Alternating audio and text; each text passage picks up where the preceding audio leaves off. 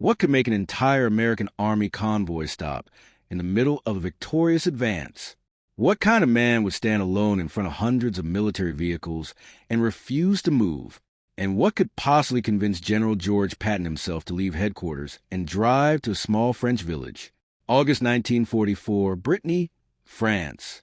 The Americans had been sweeping the Germans out of France for 2 months. Patton's Third Army was moving east fast, sometimes 50 miles in a single day. Town after town was being liberated as German forces retreated ahead of them. On this particular morning, a supply convoy was moving through a stretch of Brittany that had been cleared of Germans 3 days earlier. The road was safe. The route was mapped. There was no reason to stop. Then, at 6:30 in the morning, the entire column stopped. Corporal James Reed, driving the third truck in the convoy, looked ahead. There was no gunfire, no road damage, no German ambush. The road was completely clear. Yet, nobody was moving. Before you go, remember this. The next story is even more unbelievable. It's the story of what happened when General Patton discovered a young soldier abandoned by his own unit during a freezing winter storm. If you enjoy forgotten stories of courage, leadership, and impossible decisions from World War II, subscribe now so you don't miss the next one. When Reed walked forward to investigate, he discovered something nobody expected. 200 yards ahead stood a man in a suit. Behind him was a wooden barricade. Behind that was an entire village. The man was not armed. He was not a soldier. He was the mayor, and he refused to move. Lieutenant Frank Briscoe, the convoy commander, spent hours trying to convince him. Battalion commanders tried. Regimental commanders tried. Division officers tried. The answer remained the same. No. By noon, the situation had reached Patton's desk. By 2 o'clock, Patton was on the road himself. This is the story of the day a single French mayor stopped Patton's army for 6 hours, and what Patton did when he finally arrived. The conflict was unlike anything American commanders expected to face during the liberation of France. On one side stood Patton's rapidly advancing Third Army, racing to keep pressure on retreating German forces. Every hour mattered. Every delay gave the enemy more time to regroup. On the other side stood Maurice Blanchard, the mayor of a tiny French village. He had no soldiers, no weapons, and no authority over the American army. Yet somehow, he had brought an entire military convoy to a halt. The Americans believed the convoy had to keep moving. The mayor believed allowing it could put his village at risk. Neither side was willing to back down. As the hours passed, the delay grew from a local disagreement into a problem serious enough to reach Patton himself. The question was no longer whether the convoy would move. The question was what Patton would do when he came face to face with a man who refused to let his army pass. To understand why Maurice Blanchard was willing to stand alone against one of the most powerful armies in the world, we need to go back 1 week earlier, to another French village, a damaged stone wall, and mistake that nobody in the convoy even realized they had made. Lieutenant Frank Briscoe never expected that one of the biggest problems of his military career would come from a village mayor. At 24 years old, Briscoe had already seen more responsibility than most men twice his age. Originally from Cincinnati, Ohio, he had spent months moving supplies through dangerous territory, making sure the soldiers at the front had the fuel, ammunition, and food they needed to keep advancing. He was not looking for glory. His job was simple: keep the army moving. On the morning the convoy reached St. Aubin, Briscoe believed it would be another routine day. Instead, he found himself standing in front of a wooden barricade, facing a man who refused to let him pass. The situation seemed almost unbelievable. The Germans had already been pushed out of the area. There was no combat, no enemy resistance. Yet dozens of American vehicles sat motionless on the road while valuable hours slipped away.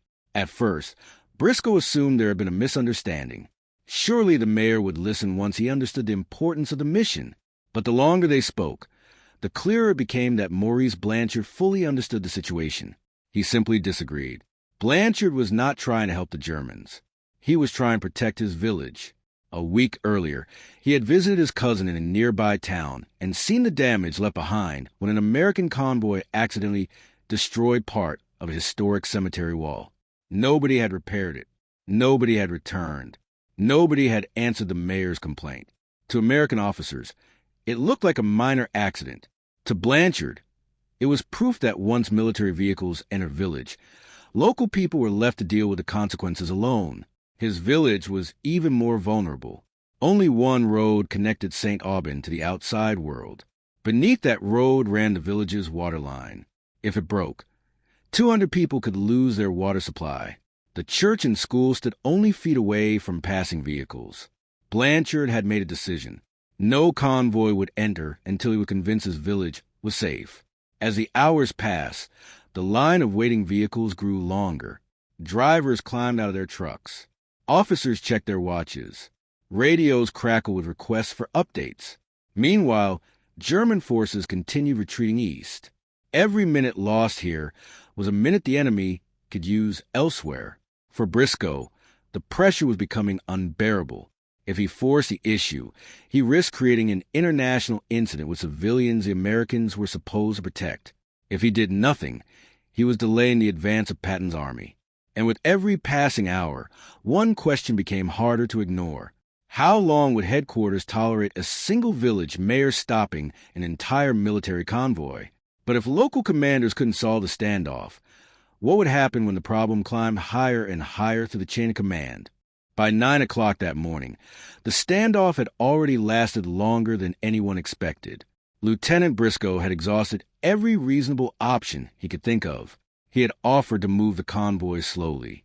He had offered to reduce the number of vehicles entering the village at one time.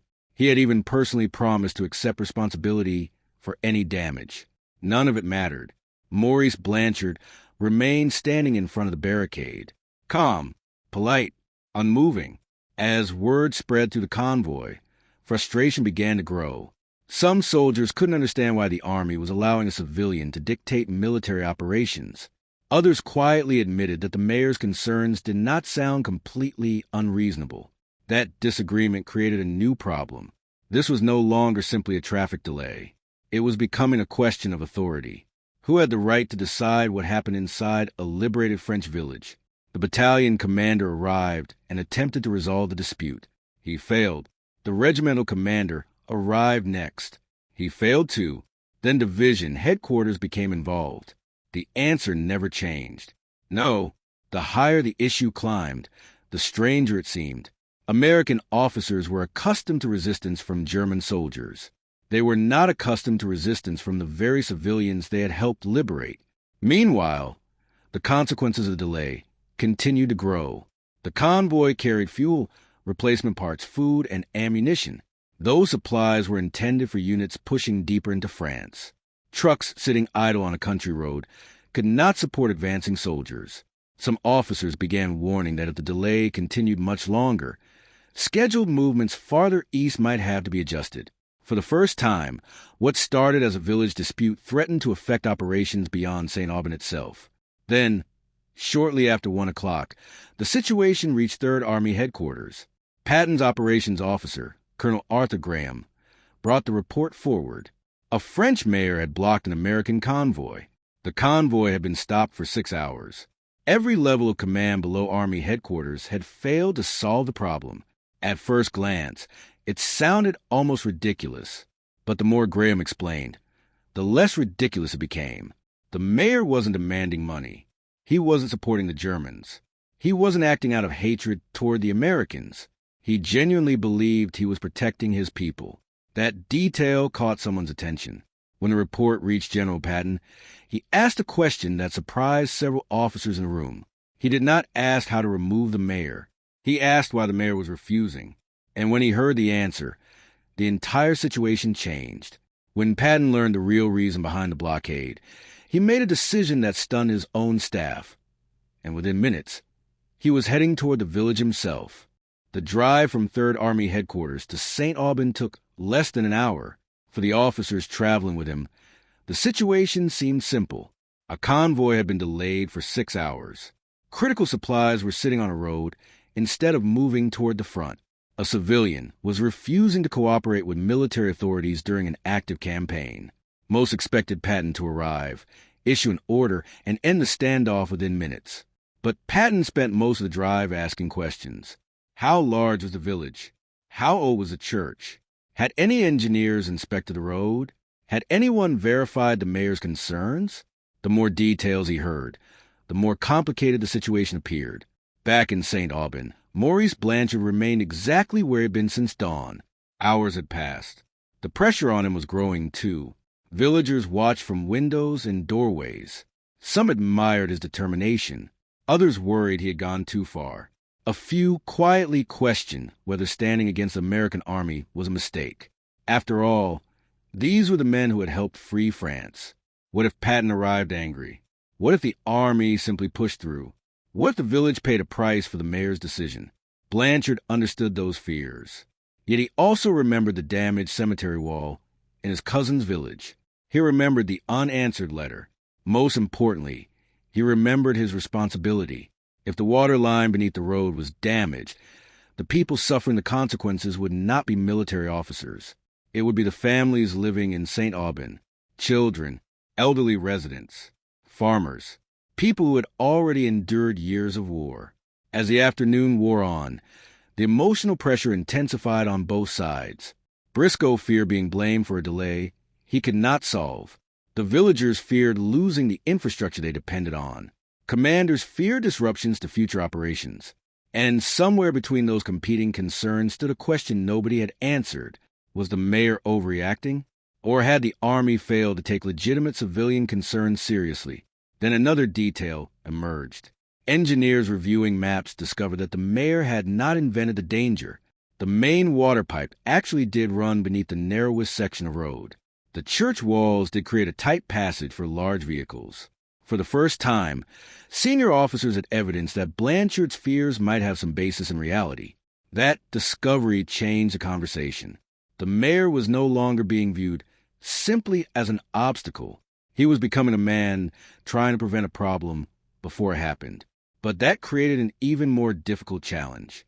If the mayor had a legitimate concern, how could Patton keep his army moving without ignoring the people his forces were supposed to protect? Then Patton arrived at the barricade. And within moments, he noticed something that every other commander had overlooked. When General Patton's jeep rolled into St. Aubin, the standoff had already lasted most of the day. The convoy was still waiting. The barricade was still standing. And Maurice Blanchard was still in the road. Many of the soldiers expected an immediate confrontation. Patton had a reputation for aggressive action and rapid movement. His Third Army was famous for speed. Delays were the kind of thing Patton hated. Yet when he stepped out of the jeep, he did something unexpected. He did not begin by issuing orders. He began by looking. He examined the road. He studied the church walls. He looked at the school building. Then he asked to see exactly where the water line ran beneath the village. The officers around him watched in silence. Several had expected a quick solution. Instead, Patton appeared determined to understand the entire situation before making a decision. That alone changed the atmosphere. For the first time all day, both sides felt that someone was actually listening. Patton then turned his attention to Maurice Blanchard. The mayor had spent hours refusing requests from officers of increasing rank. Yet now he found himself standing face to face with one of the most powerful American commanders in Europe. Even so, Blanchard did not back down. He explained his concerns once again. The village had one well, one main water line, one road connecting it to the outside world. If those systems were damaged, the villagers would suffer long after the army had moved on. Patton listened carefully. What struck him was not the mayor's defiance. It was his consistency. For 6 hours, Blanchard had given the same explanation to every officer who had arrived. He was not changing his story. He was not seeking personal gain. He genuinely believed he was protecting his people. That realization created a leadership dilemma. Patton had a responsibility to keep the army moving, but he also had a responsibility to protect civilians in newly liberated areas. If he ignored the mayor entirely, he risked damaging trust between American forces and the French communities they depended on. If he allowed every village to block military operations, future advances could grind to a halt. The wrong decision could create consequences far beyond St. Aubin. As engineers completed their inspection, they confirmed that the risk of damage was real, though not inevitable. The convoy could probably pass safely. Probably. But probably was not a guarantee. Now the burden rested entirely on Patton. An army was waiting. A village was waiting. And whatever decision he made next would determine whether authority or caution would prevail. For Maurice Blanchard, the most difficult moment was still ahead, because Patton was finally ready to reveal what he intended to do. The silence around the barricade seemed to grow heavier as Patton finished reviewing the engineers' findings. Soldiers waited beside their vehicles. Villagers watched from doorways and windows. Even the officers standing near Patton appeared uncertain. Everyone knew a decision was coming. Nobody knew what it would be. Patton looked once more at the narrow road, the church walls, and the village beyond them. Then he turned toward Maurice Blanchard. For nearly 7 hours, the mayor had stood his ground against every attempt to move him. Now he faced the commander of the Third Army. Many expected Patton to order the barricade removed immediately. Instead, he surprised everyone. Patton agreed that the village had legitimate concerns. The water line mattered. The church mattered. The lives of the people living there mattered. But so did the mission. The army could not remain stopped indefinitely, while German forces continued retreating east. The challenge was not choosing one side over the other. The challenge was finding a solution that protected both. Patton ordered Army engineers to move forward and conduct a full inspection of the vulnerable section of road. He then directed them to reinforce the area temporarily before any convoy vehicles entered the village. The work began immediately. For the first time all day, movement returned to the scene. Engineers measured, inspected, and strengthened the roadway. Officers coordinated vehicle spacing.